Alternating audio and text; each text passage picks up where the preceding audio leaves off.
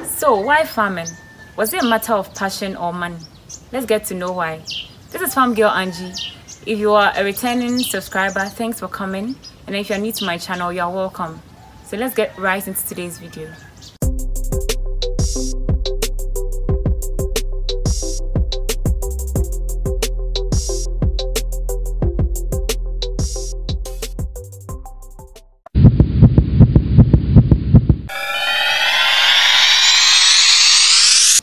So on countless occasions, I've gotten this question, why farming? And the immediate answer that comes to mind is, why not farming?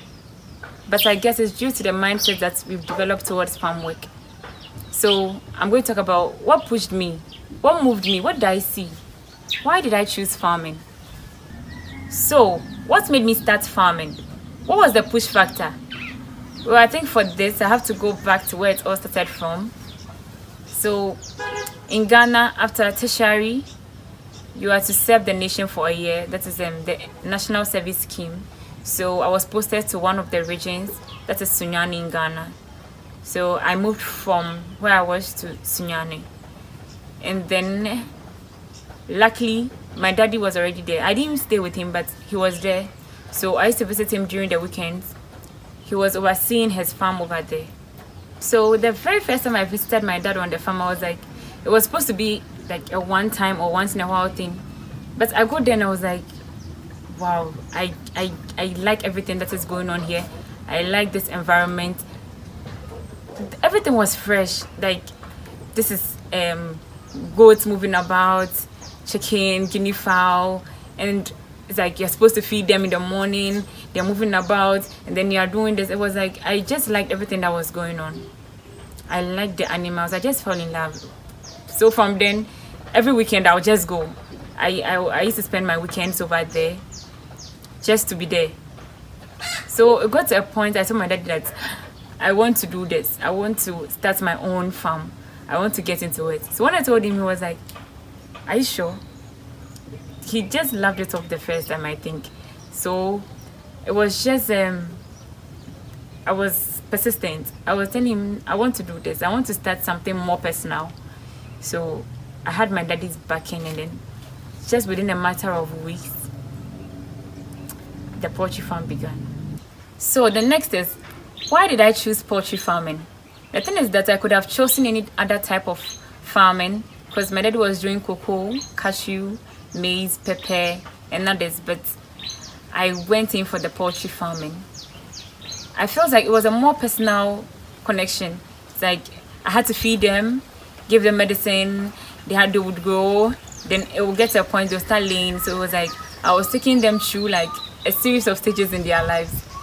So I chose poultry farming. And then for the startup, the poultry farm, it was kind of easy to set up. You just had to get the building, had to get the beds when they were little, had to get feed for them, medicine, had to get a list of things that I was supposed to do for them. Then it was just like more research. So they were kind of my study material. I was using them I wanted to learn more about them, get to know them. Who are these animals? What can I do to make these animals live?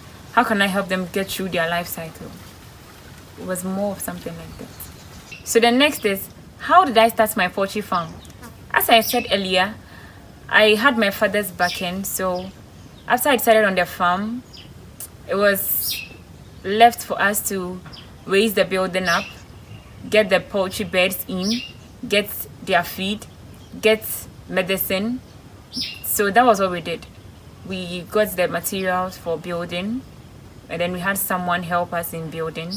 Then we got a certain number of beds. So because I was a beginner, I didn't really know much about these beds. I didn't want to go in for a lot. So I got about 180 beds, about 150 to 180 beds. And then I brought them in. And then with their feed, I started to mix my own feed. So I had these booklets, these pamphlets that I downloaded online. I did online researches as to how to mix their feed. So I got the ingredients needed. So with getting the ingredients, I looked for this veterinary, it was like a veterinary shop So they sell the medicines, and then they have some of their feed there, and then beside it was what they sell, the wheat bran, the other ingredients for mixing the feed. So I got medicine and then feed from one area. So, and I used to talk to the vet over there. The person handling the shop was a vet. So when I go to buy the medicine, I would talk to him like, how should I mix it? What should I give them? How many days? So yeah, there was that kind of interaction going on between I and the vet. So sometimes even if I was not going to buy medicine, I would just go there too, because I wanted to know more. I told you earlier that this was like something that I was learning. I wanted to know more about these birds before I even plan on actually setting up something bigger. So at this point, it was reading, asking people who already had knowledge about it, and then putting in the work. So I was applying whatever I was seeing onto the birds to see what will happen. So yes, so we got through and through and through. So going on and on, there was this disease outbreak, and then at this point my daddy was thinking I was going to give up, because he called me and then it was like the birds are dying. So I just rushed to the farm to see what was happening, and then it was like some were weak, some were not breathing and all. So I just rushed.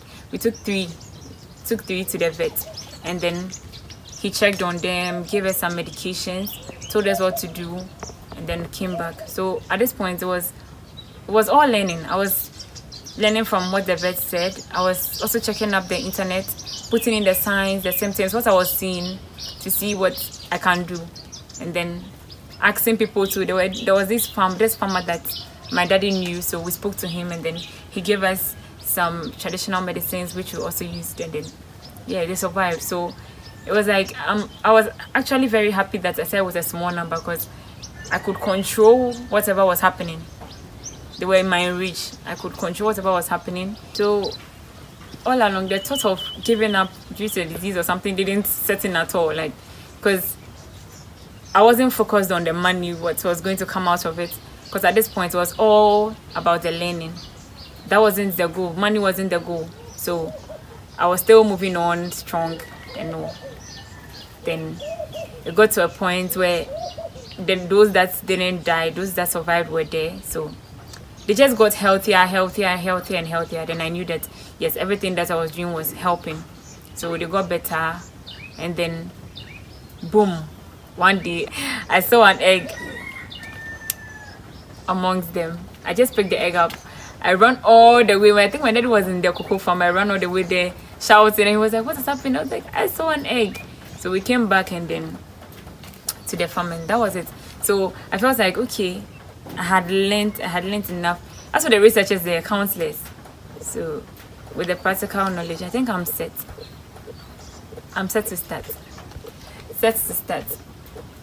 And be the farm girl Angie. Not be the farm girl Angie, I am farm girl Angie.